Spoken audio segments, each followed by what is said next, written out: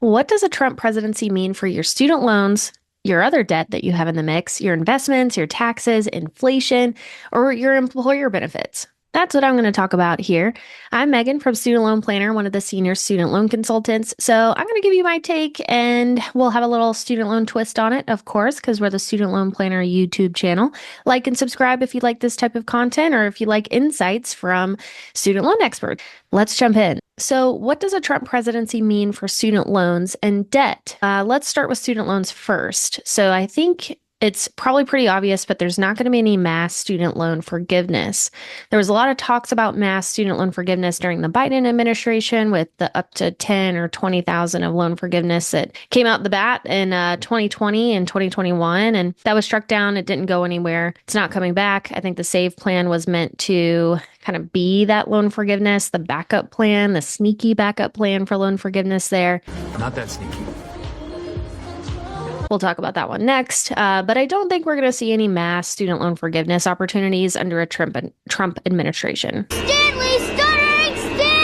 Next up, I think SAVE is going to get repealed. We've had multiple videos on this talking through why. Definitely go check those out if you had missed them. But in summary, the SAVE plan was brought about not through a legislative process. So it is easy to poke holes in it at this point. And the third thing I was going to mention about what probably also is at risk during a Trump presidency with student loans is the pay and the ICR plans. These were part of the same ICR statute that's being argued with them repealing the SAVE plan. So it's possible that they could be looking at those two plans a lot closer than they were originally because of this SAVE situation. And I'd rather you didn't. Worst case scenario, that could mean all of these plans are out the door. Good case scenario is pay and ICR stick around or they come back because technically they have been sunset because the SAVE plan was replacing them. So best case scenario is they come back. Worst case scenario is that they are dead and they're not going to come back. And people who are on those plans outside of Parent Plus people on the ICR plan won't have access to them anymore. With the repeal of the SAVE plan and possibly the pay and the ICR plan going away, that could mean higher payments next year for a lot of borrowers if they're having to switch to the IBR plan. SAVE was going to be really inexpensive. It had a very generous poverty line deduction and interest subsidy, and it was supposed to drop to 5% for undergraduate students or undergraduate student loans. I knew it was too good to be true.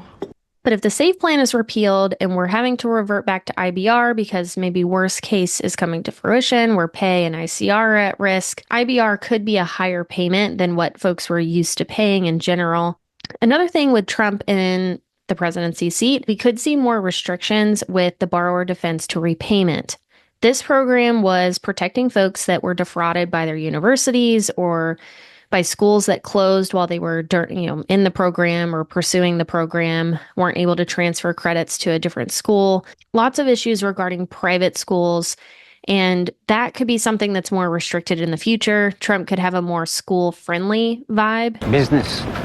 Always business. So that means folks will really have to argue their case for why they feel they were misled or mistreated at their school experience to really advocate for themselves for that borrower defense to repayment program. The future of Department of Ed is also uncertain. They just announced Linda McMahon is going to be the head of Department of Ed. There's only been talks so far about K-1 through 12 and what her plans are for that, but not much mention on the student loans yet, but that is something to come as well that we'd want to watch out for to see what's maybe in the pipeline. Give it like the WWE. So that's what a Trump administration might look like for student loans. Other debts could also have an impact. Interestingly, it could have a positive impact as far as borrowing goes. Trump does have a problem with the Federal Reserve rate, and he's wanting to lower that as much as possible. And if that's the case, borrowing or going and refinancing a debt or purchasing a home, for example, could get cheaper. The interest rates could go down. That's also going to increase demand. So we'll talk a little bit about that later on as we work our way through different financial topics here. So what does a Trump presidency mean for your investments? Let's think about how we're invested and what our funds are made up of and dive into this. Market volatility. I think market volatility is probably inevitable. It's always inevitable, right? The market is volatile regardless over time, but Trump sometimes does have pretty unpredictable policies or political styles when it comes to announcing things that he wants to do. You don't say. So this could lead to sudden market swings driven by some of these announcements or fast shifts in policy change. Tax cuts is a big part of Trump's agenda. So potential tax cuts may favor corporations, and that could lead to potentially boosting earnings, and that could in turn boost stock prices, which is good if we're already invested. There could also be a focus on deregulation. I think that's going to be a common theme as we talk through some of these other things, but deregulation might be reducing government regulations that could benefit businesses, stimulating growth, particularly in industries like energy, finance, and healthcare. Trump is also very pro-business, of course, right? Trump's agenda typically leans more towards stimulating growth and wanting to reduce corporate taxes and wanting to make more business-friendly environments for the corporations in America. Also, defense industries. Increased defense spending might benefit defense contractors and companies that are involved in military production. But maybe something that could negatively affect investments in a certain sector are trade tensions. Trump has a very America first approach that could lead to trade wars, especially with China, and impacting global supply chains and international markets. So this could affect international investments. This could affect inflation and a number of things that we'll talk about a little bit later. What does a Trump presidency mean for my taxes? A Trump presidency could mean lower taxes for corporations and high-income individuals, and maybe potential changes to tax rates in general or the standard deduction. So number one, I felt like it was important to note that there could be massive corporate tax cuts. Trump's administration previously pushed for corporate tax cuts and was successful. Corporate tax rate is now down to 21%. That could get pushed even further or reduced even further, which could lower business taxes and potentially offer higher after-tax profits. But it's not just about the corporate taxes. Individual tax cuts may happen as well. Higher income individuals may benefit from lower tax rates on income and capital gains. Capital gains taxes are paid when somebody realizes a gain or a loss on something that's invested in the market or something that's not within a tax preferred or deferred account. And there generally are more favorable tax rates for these already. You're either going to be in the 0, the 15, or the 20% tax rate for capital gains taxes, but there could be some maneuvering around those percentages to make them even lower. That helps even our folks when we're investing and saving for the potential tax implication that may come with student loan forgiveness. And just generally folks who are saving additionally in those brokerage accounts to maximize their income potential in retirement and have more assets on hand. Saving money. Now, there may also be some changes to deductions and credits. Potential reduction in certain tax deductions or credits as part of simplifying the tax code has been part of the agenda of Trump. This is something that may actually impact middle income earners versus maybe the corporate taxes and the higher income earner tax rates and capital gains taxes.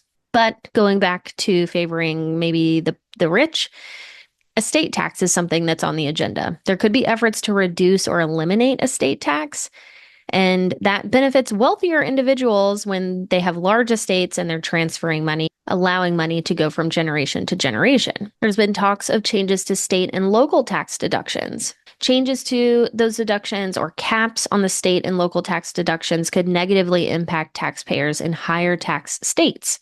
Now, with taxes out of the way, what does a Trump presidency mean for inflation? A Trump presidency could lead to higher inflation, believe it or not, driven by the tax cuts that he wants, increasing spending, government spending, military spending, and potential trade policies. So let's talk about the increased government spending. Higher spending for defense and infrastructure can increase demand in the economy and potentially contribute towards longer-term inflationary pressures.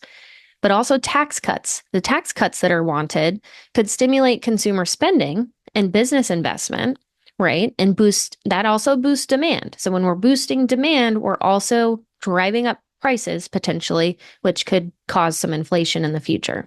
But I mentioned also the trade policies, the issues between possibly increasing the costs for imported goods, wanting to keep manufacturing and production in-house as much as possible. This could really cause for higher inflation if the demand is not able to be met here in the States. Regulatory rollbacks could also be something that causes inflation.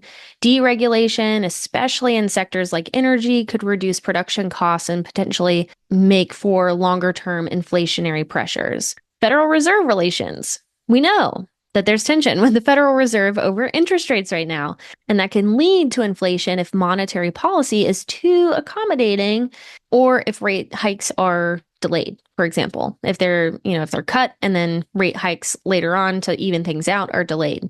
And then lastly, in regards to inflation, labor market tightness could be a real thing because if we've got policies that are boosting jobs, they're lowering the costs of taxes for corporations, that, this may lead to wage growth, which is a positive thing, but that also increases the higher costs for businesses, which could be passed on to customers. It's all connected.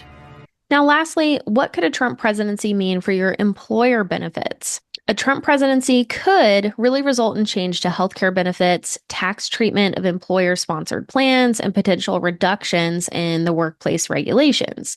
So let's talk about healthcare benefits first.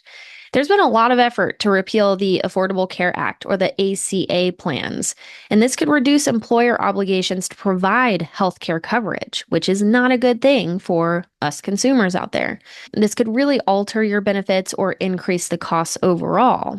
Now, tax treatment of benefits could alter how employer-provided plans like health insurance and retirement contributions are taxed. This could either benefit us or it could reduce their value. So that's something to keep in mind. There have been proposals for retirement plans to reduce or eliminate taxes on certain retirement types of accounts and encourage employers to offer more robust retirement benefits to make them more tax advantaged, such as ESOPs, employee stock ownership programs, and equity compensation. But then let's get into some negative with maybe workplace regulations. Deregulation efforts could really reduce the requirements of employers to provide certain benefits like paid leave or paid overtime, potentially affecting worker protections overall. Deregulation means less protections for the worker. There could be wage growth, though, like I mentioned before. Pro-business policies might lead to job growth, but tax and regulatory changes could also affect how employers allocate resources to employee compensation and benefit packages. And I think I should say it again. Labor protections will be reduced. A Trump presidency may reduce labor protections, impacting those benefits related to unions, minimum wage, and workplace safety.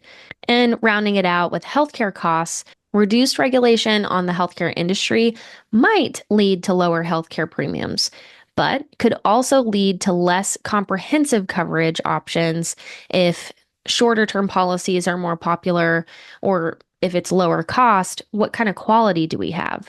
Cheaper doesn't always mean better. What's the second cheapest? So those are some general thoughts on what a Trump presidency could mean on our student loans, on our debt, on inflation, on investments, taxes, employer benefits. I don't know if this is good or bad.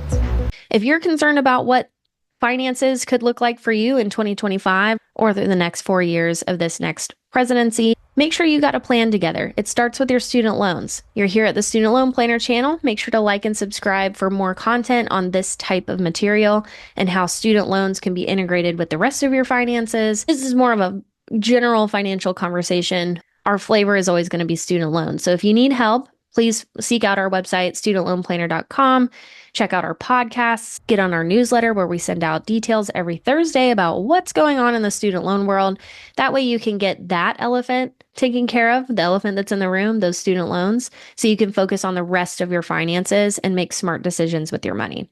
Thanks for hanging out with me. I'll see you in the next one.